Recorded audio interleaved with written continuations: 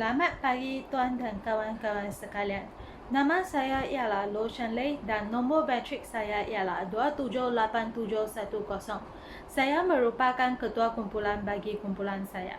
Nama saya ialah Yu Ziwei dan nombor matrik saya ialah 277821. Nama saya Shen Kai dan matrik nombor saya 278893. Nama saya ialah Nur Husna binti Muhammad Fauzi. Nombor kad matrik saya ialah 277613. Nama saya Aina Natasha binti Abdul Rahim dan nombor kad matrik saya ialah 278376. Hari ini kami akan membentangkan 4 topik berkaitan dengan pencemaran air dan udara, iaitu punca, faktor, kesan kepada semangat patriotisme dan nasionalisme, serta kesan kepada pembinaan negara dan bangsa. Hari ini saya akan membentangkan punca pencemaran udara dan air. Antara berlakunya pencemaran udara ialah pembakaran secara terbuka tanpa kawalan. Hal ini kerana sikap masyarakat yang tidak bertanggungjawab suka membakar sampah di kawasan rumah kerana mereka malas untuk membuang sampah sarap di tempat pembuangan sampah yang ditetapkan. Begitu juga dengan pemilik kilang yang melakukan pembakaran terbuka untuk membakar bahan buangan. Selain itu, terdapat juga punca pencemaran udara, iaitu pembakaran hutan secara besar-besaran.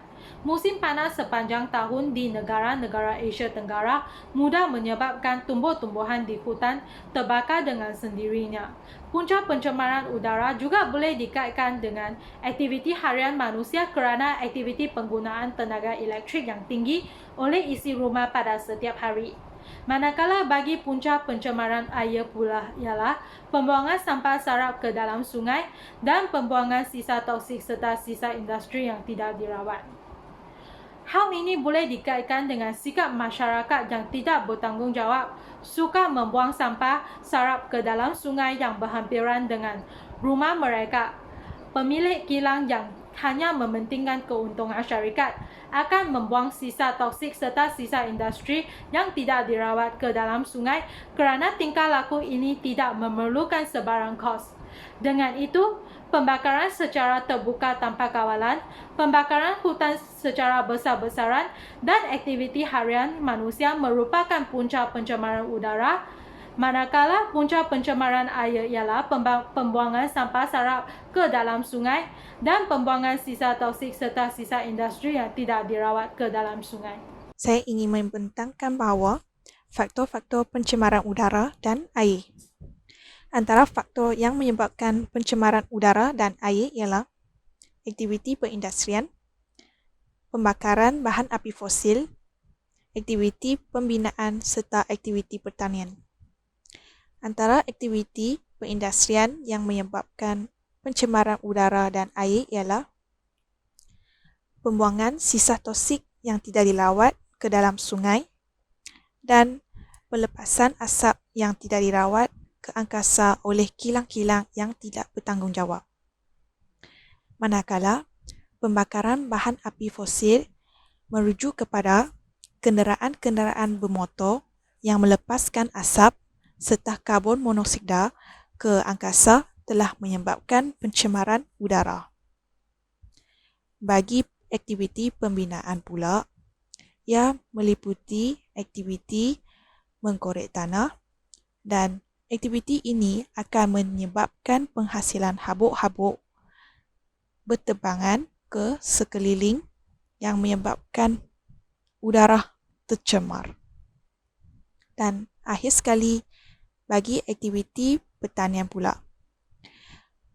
Aktiviti pertanian biasanya akan menggunakan racun serangga dan racun serangga ini akan menyebabkan udara-udara tercemar. Di samping itu, racun itu akan diserap oleh tanah dan akhirnya mengalir ke dalam sungai. Ini akan menyebabkan air sungai tercemar. Dan ini adalah faktor-faktor pencemaran udara dan air. Antara kesan pencemaran air terhadap pembinaan negara dan bangsa ialah kesihatan manusia akan terancam. Hal ini kerana bahan sisa toksik dari kilang telah dituang ke dalam sungai dan laut menyebabkan air akan tercemar. Contoh, terdapat penyakit yang boleh dijangkit dari air tercemar terhadap bangsa-bangsa seperti penyakit kulit dan hepatitis. Kesan pencemaran air terhadap pembinaan negara dan bangsa ialah hidupan akuatik akan dimusnahkan. Hal ini kerana pembuangan bahan toksik ke dalam sungai akan menyebabkan kehidupan akuatik menyerap bahan toksik dan akhirnya menjadi kematian. Sebagai contoh, sampah sarat yang merapung di atas air akan dianggapkan sebagai obor-obor oleh hidupan akuatik lain dengan memakannya. Oleh itu, kepupusan hidupan akuatik akan mengurangkan sebuah makanan kepada mangsa.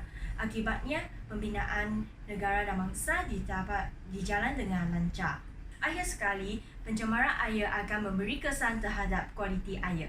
Hal ini kerana bangsa-bangsa menjalankan aktiviti pantai atau pulau dengan membuang sampah sarat di dalam sungai akan menyebabkan bahan-bahan yang mengandungi toksik atau mencampur dengan air. Akibatnya, kualiti air terjejas. Sebagai contoh, kawasan pesisir lautan yang dijadikan sebagai tempat pelancongan yang popular seperti di Port Dickson selalu menghadapi masalah pencemaran air. Dengan ini, pembinaan negara dan bangsa akan ditanggung kalau pencemaran air jika mesti berlaku. Antara kesan pencemaran udara terhadap pembinaan negara dan bangsa adalah sektor pelancongan akan dijejas. Dari segi sektor pelancongan, pencemaran udara yang menyebabkan cerebu akan menyebabkan penerbangan kapal terbang perlu dihentikan untuk sementara masa. Hal ini akan menyebabkan pendapatan negara merosot apabila sektor pelancongan tidak dapat beroperasi akibat pencemaran udara. Kesan pencemaran udara terhadap pembangunan bangsa dan juga negara ialah ekonomi negara akan terjejas serta produktiviti negara akan merudum.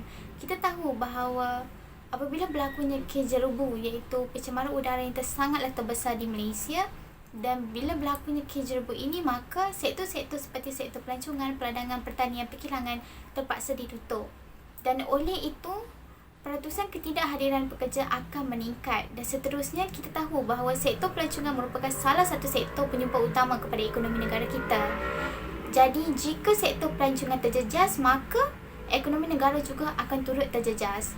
Kesan yang seterusnya adalah kesihatan dan juga keselamatan diri kita akan terjejas sekurang daripada kes jerebu yang telah terjadi di Malaysia. Hal ini dapat dikatakan kerana apabila berlakunya kes jerebu ini, ia akan memberikan impak yang sangatlah besar kepada golongan warga emas, kanak-kanak dan juga bayi. Terdapat pelbagai gejala sampingan yang terjadi iaitu iritasi kepada kulit, gatal-gatal mata, seterusnya adalah kes asma dan ini akan menjejaskan kesihatan diri kita. Terusnya adalah kesan pencemaran air terhadap semangat nasionalisme dan juga patriotisme. Kita tahu bahawa apabila berlakunya kes pencemaran air ini maka semangat kekitaan dan juga perpaduan di kalangan rakyat akanlah terwujud. Hal ini kerana apabila berakhirnya sesuatu pencemaran air itu maka rakyat-rakyat akan berganding bahu untuk mengurangkan kes pencemaran air ini dan terjadilah pelbagai kempen telah dianjurkan oleh golongan-golongan yang bertanggungjawab. Sebagai contoh kempen-kempen cintai alam sekitar. Dan di kempen itu maka bukan sahaja terlibat hanya satu bangsa sahaja, tetapi terdapat pelbagai bangsa yang menghadiri dalam satu kempen iaitu China, Melayu, India turut sama-sama berganding bahu dan menghadiri kempen tersebut untuk sama-sama memelihara alam sekitar kita. Seterusnya adalah di sebalik daripada kesan positif itu terdapat juga kesan negatif daripada kes pencemaran air ini iaitu dapat kita lihat apabila kes pencemaran air ini berlaku, individu ataupun rakyat tidak mempunyai semangat cinta akan tanah air dan alam sekitar. Jika seseorang individu itu mempunyai semangat cinta akan tanah air, maka mereka akan menjaga alam sekitar mereka dan tidak mengambil sambil lewat ataupun alpa tentang kebersihan alam sekitar. Akhir sekali, kesan pencemaran air terhadap semangat patriotisme dan semangat nasionalisme ialah melahirkan lebih ramai masyarakat yang pentingkan diri dan tidak bertanggungjawab. Pada 7 Mac 2019 yang lalu, telah berlaku pencemaran air di Sungai Kim Kim di Pasir Gudang, Johor. Hal ini disebabkan oleh pihak kilang yang telah membuang bahan kimia yang berbahaya ke Sungai Kim Kim secara haram. Walaupun pihak berkuasa telah berusaha memulihkan semula Sungai Kim Kim, namun ia masih meninggalkan kesan terhadap penduduk di Pasir Gudang. Namun begitu, masih terdapat masyarakat yang memandang rendah akan isu ini, dan jika dibiarkan, sifat mereka yang pentingkan diri dan tidak bertanggungjawab ini akan diikuti oleh generasi muda dan akan melahirkan lebih ramai masyarakat yang tidak bertanggungjawab dan pentingkan diri. Seterusnya, kesan pencemaran udara terhadap semangat patriotisme dan semangat nasionalisme. Antara kesan pencemaran udara ialah pencemaran udara ini telah menjejaskan hubungan Malaysia dengan negara lain. Contohnya, pada tahun 2019, Malaysia telah dilanda jerebu dan ia dipercayai berpunca daripada kesan kebakaran hutan yang berlaku di Sumatera dan Kalimantan, Indonesia. Namun begitu, pihak kerajaan Jakarta menafikannya dan mengatakan bahawa jerebu di Malaysia ini berpunca daripada kesan kebakaran hutan di Malaysia sendiri. Hal ini telah menimbulkan perselisihan faham antara rakyat Malaysia dan rakyat Indonesia, dan dua pihak ini sering bertikam lidah dan berbalah di media sosial.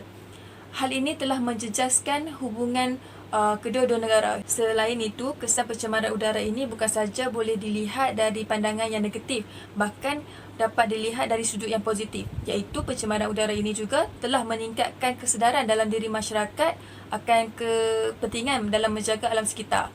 Pencemaran udara ini telah pun bermula pada tahun 1960 sehinggalah sekarang, dan masyarakat dapat melihat dengan jelas kesan-kesan pencemaran terhadap masyarakat dan negara akibat daripada sikap mereka yang tidak mengambil berat tentang kebersihan alam sekitar. Masyarakat mula sedar dan bekerjasama dalam menjaga dan mengutamakan kebersihan alam sekitar di negara ini. Akhir sekali, kesan pencemaran udara terhadap semangat patriotisme dan semangat nasionalisme telah melahirkan kesedaran masyarakat tentang keadaan masyarakat di sekelilingnya. Contohnya seperti pencemaran Sungai Kim Kim di Pasir Gudang telah menjejaskan kesihatan penduduk, terutama pelajar Sekolah Menengah Kebangsaan Pasir Putih dan Sekolah Kebangsaan Pasir Putih yang mengalami masalah pernafasan, muntah dan pingsan akibat menghidu gas metana. Hal ini telah meraih simpati masyarakat, dan pihak Universiti Tun Hussein On Malaysia telah memberikan sumbangan dari segi makanan, minuman dan pelitup muka kepada mangsa keadaan. Sebagai kesimpulannya, terdapat 5 punca dan 4 faktor yang menyebabkan pencemaran udara dan air. Manakala bagi kesan pula terdapat sebanyak 14 kesan terhadap pencemaran udara dan air. Hal ini kerana kesan terbahagi kepada dua bahagian, iaitu kesan positif dan kesan negatif.